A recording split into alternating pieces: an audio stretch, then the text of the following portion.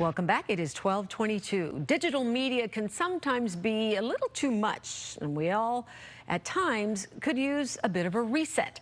Beth Galvin has some easy tips for your own personal digital detox. Our phones keep us connected, but all of that time that we spend scrolling and bent over our phones can take a toll on our mental health and our relationships. So the idea is to find the sweet spot between the time we spend on our devices and the time we spend living our actual lives. When it comes to our social media and smartphones, licensed therapist Jody Baumstein with Children's Healthcare of Atlanta's Strong for Life program says while we may be doing the swiping and the scrolling, we are not calling the shots. These are designed to keep you engaged. It's incredibly powerful technology. And so if you're feeling like you don't have control, it's not your fault. And if you're feeling like it's time to take back some control, there are limits you can place on certain apps, and it will shut you out after you have exceeded that amount. And Baumstein says, think about why you're reaching for your phone. Some teenagers will say, you know, I've got 100 likes on my last post, but I don't have anybody to talk to. So what's really going on here?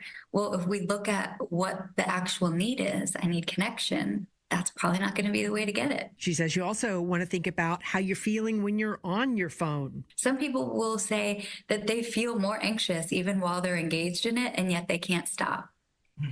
Some people will notice actual tension in their body, but can't shut it off. How do you feel after you've used it? Do you feel drained? Do you feel discouraged? Do you feel like your confidence and self-esteem took a hit? So when you're ready for a digital detox, the goal is to set yourself up for success, not to make yourself feel worse. Some people do want a hard stop. I'm just not going to do this for a month or a week. And if that works for you, great. I find that for a lot of people, that can feel very, very jarring and also feel like it's setting them up to fail. Baumstein says try cutting back 15 minutes at a time until you can find your sweet spot. There can be a lot of power in shutting off your phone, putting it in another room.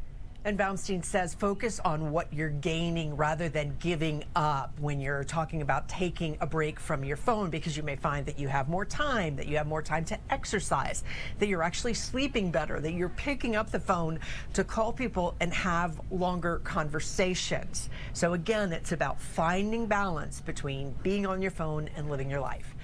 For your Fox Medical team, I'm Beth Galvin.